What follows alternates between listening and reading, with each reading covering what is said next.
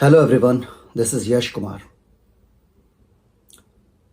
कभी कभी कोई अनजान सा चेहरा, अनजान सा नाम बड़ा अपना सा लगने लगता है, जिससे हमारी कोई पहचान नहीं होती है, जिसको हम दूर दूर तक कहीं नहीं जानते, पर ना जाने क्यों उसका दर्द और वो अपना सा लगने लगता है। ऐसा ही नाम इन दिनों आप सब जानते होंगे, श्रद्धा वॉलकर। एक ऐसी लड़की जिसके 35 टुकड़े कर दिए गए उसके प्रेमी के द्वारा।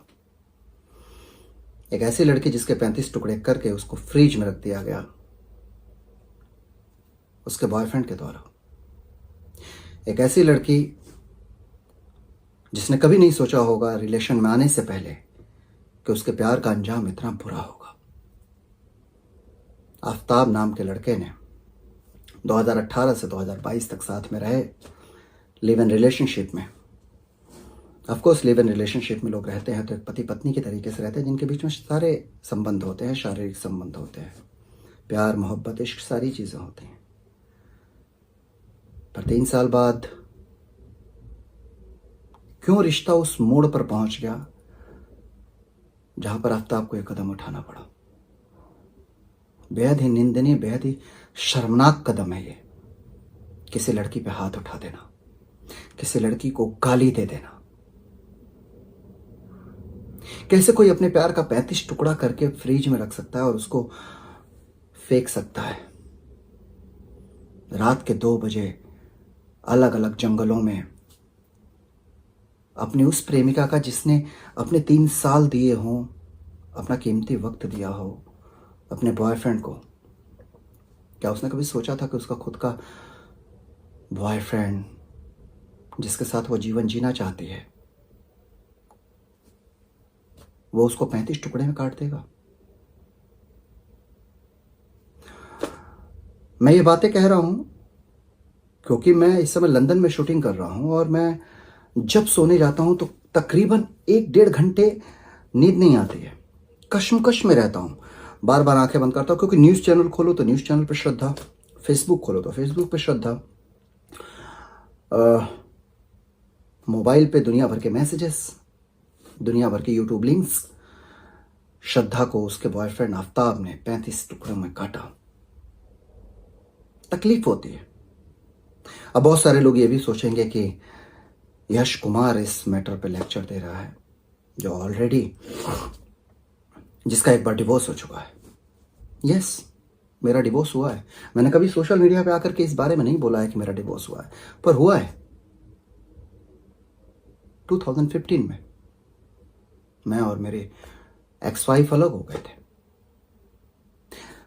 क्योंकि मैं आफ्ताब नहीं बन सकता था। हमारे बीच में और हमारी एक्स वाइफ के बीच में नहीं जमा तो हम दोनों ने बैठ करके फैसला किया। हमने मारा पीटी नहीं की, हमने एक दूसरे को गाली गलौज नहीं किया, कोशिश की निभाने की। कई बार मेरे पोस्ट पे, कई बार मेरे इस समय जो वाइफ है उनके पोस्ट पे बहुत सारे लोग कमेंट्स करते हैं जिनको हकीकत नहीं पता है। दरअसल मैं हकीकत बताना भी नहीं चाहता हूं, बस इतना कहना चाहता हूं कि हर इंसान रिश्तों को निभाने की कोशिश करता है। लास्ट मोमेंट पे आकर के जब लगता है कि नहीं निभेगा ना, तो प्यार से अलग हो जाओ, जैसे मैं अलग हो गया था।